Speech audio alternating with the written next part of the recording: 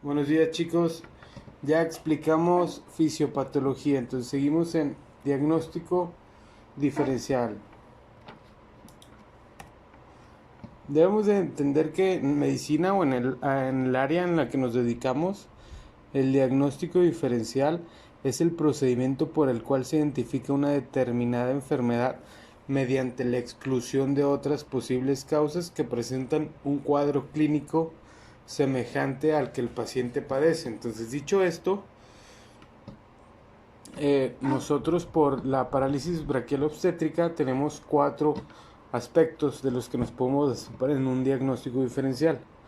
Una pseudodiparálisis por dolor, una lesión neurológica fuera del plexo, hay otra que pueden ser orígenes no obstétricos, orientadas todas a la fecha que se produjo la lesión, y a otras patologías como neoplasias, compresión cervical, varicela congénita.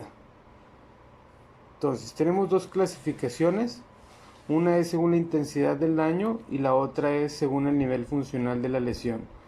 La intensidad del daño tenemos tres: la neuropraxia, neuromesis y axomesis. En la primera se trata de un bloqueo transitorio de la función del nervio. Se afecta la vaina de mielina, la recuperación se logra habitualmente en 2 semanas. En la segunda consiste en la sección completa del nervio, incluidas sus envolturas, presenta pérdida motora y sensitiva.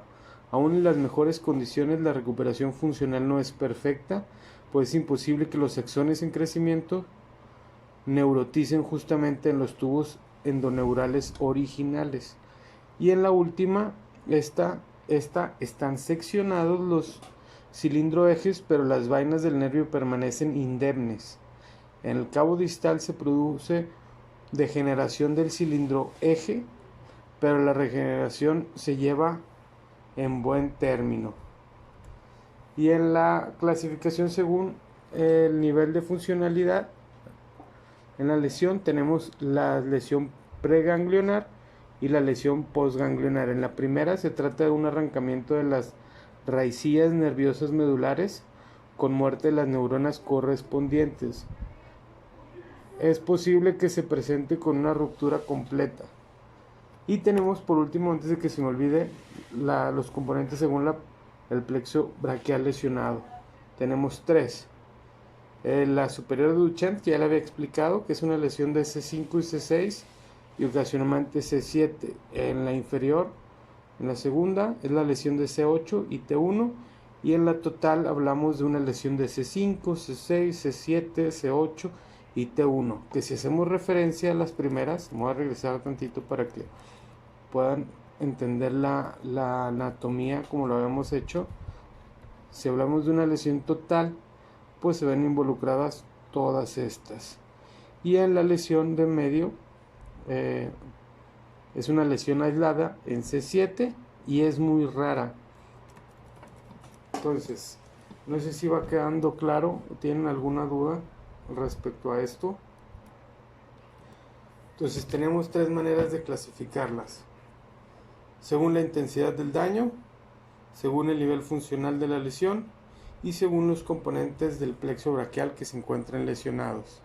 Si hablamos del mecanismo de lesión, en una parálisis braquial obstétrica suelen estar asociadas muchas raíces. Es siempre una fuerza de tracción que ejerce de la cabeza o el brazo al momento de nacer. La cabeza y la cara pueden ser sometidas a presión prolongada y el niño puede tener dificultad para pasar sus hombros por el canal de parto por su anchura. Esto es lo que ya les había explicado. La hiperextensión de la cabeza puede ejercer tracción sobre las raíces y el plexo braquial. Entonces, chicos, los nervios periféricos que transcurren por debajo de la piel y el tejido subcutáneo son muy delgados y estos son vulnerables a la presión, estiramiento y abulsión real, que sea la extracción o el arrancamiento de una parte. Por lo tanto, debido a este mecanismo de acción que se lleva a cabo en los partos difíciles, es que se produce una lesión en el plexo braquial, que de acuerdo al nivel de las raíces dañadas va a surgir la sintomatología. Esto es muy claro. A partir de las raíces dañadas surge la sintomatología. Entonces, ¿qué factores de riesgo tenemos? Bueno, hay 3 factores de riesgo para la parálisis braquial obstétrica. Es claro que son los obstétricos, puede ser una distocia de hombros, una inducción del trabajo de parto y en segunda etapa el trabajo de parto que sea prolongado.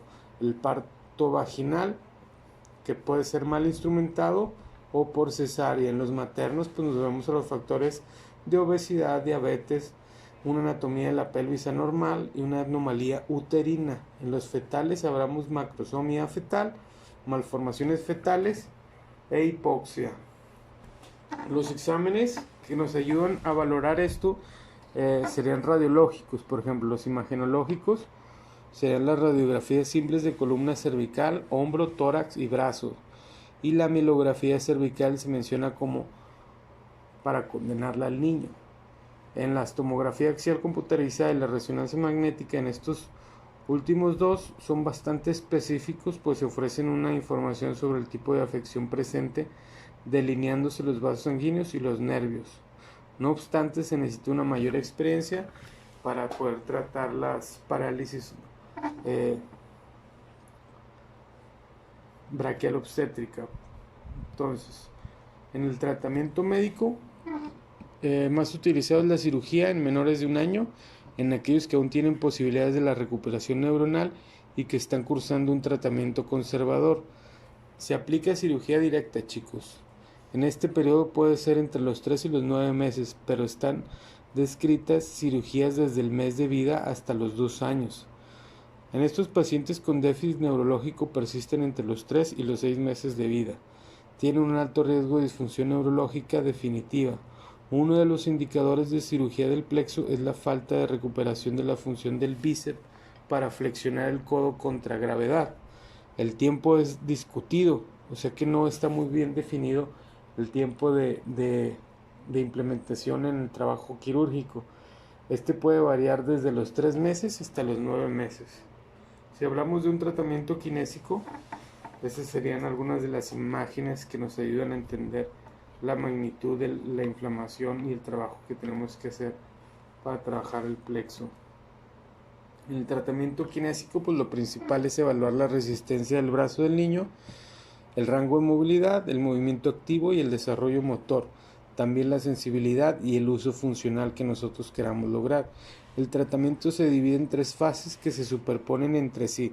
Entienden, chicos, ninguna es excluyente de la otra y tiene un eje direccional común según las pautas evolutivas del desarrollo del bebé.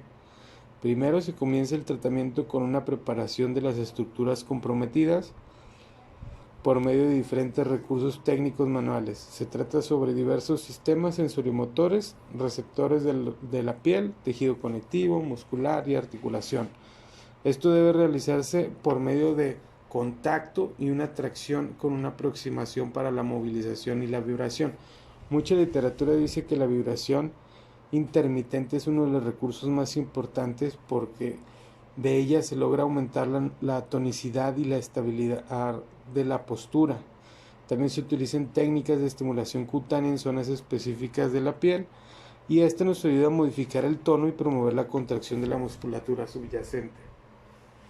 Si lo dividimos por fases, en la primera fase, durante alrededor de 3 semanas, que corresponde al periodo de cicatrización de la lesión en un trabajo quirúrgico, sería trabajar sobre la prevención y la corrección de los factores que limitan el movimiento, trabajar sobre el balance perfecto entre el reposo postural y los ejercicios. Estos tienen que ser lentos y simples. Las órtesis están desterradas porque provocan contracturas, salvo aquellas que se utilicen para posicionamiento y para corregir alguna desviación o una caída, ya sea en la muñeca.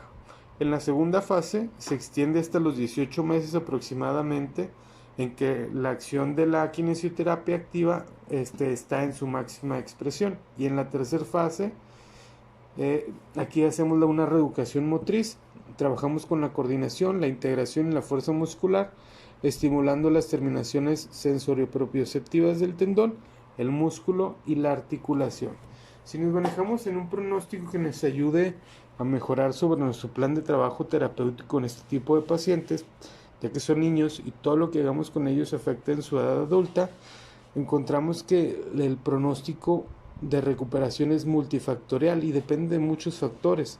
Por ejemplo, uno sería la edad en el momento de la operación, las raíces que están afectadas, sean superiores o inferiores, el tipo de lesión, puede ser una rotura o una avulsión pre o postganglionar, el nivel de funcionalidad de la lesión. Entonces, chicos, el número de pacientes que se recupera aumenta considerablemente si nosotros trabajamos sobre las causas. ¿Cuáles serían las causas? Pues un tratamiento de rehabilitación precoz, las mejores prácticas obstétricas con diferentes pacientes, la identificación temprana de fetos de gran peso, inducción del parto en edades gestacionales tempranas, detección por ultrasonidos de posiciones anómalas, el nacimiento por cesáreas cuando existe alta posibilidad de parto traumático. Todo esto es lo que nos tenemos que nosotros valorar para mejorar un pronóstico con nuestros pacientes. Eso sería todo, chicos. Hasta mañana.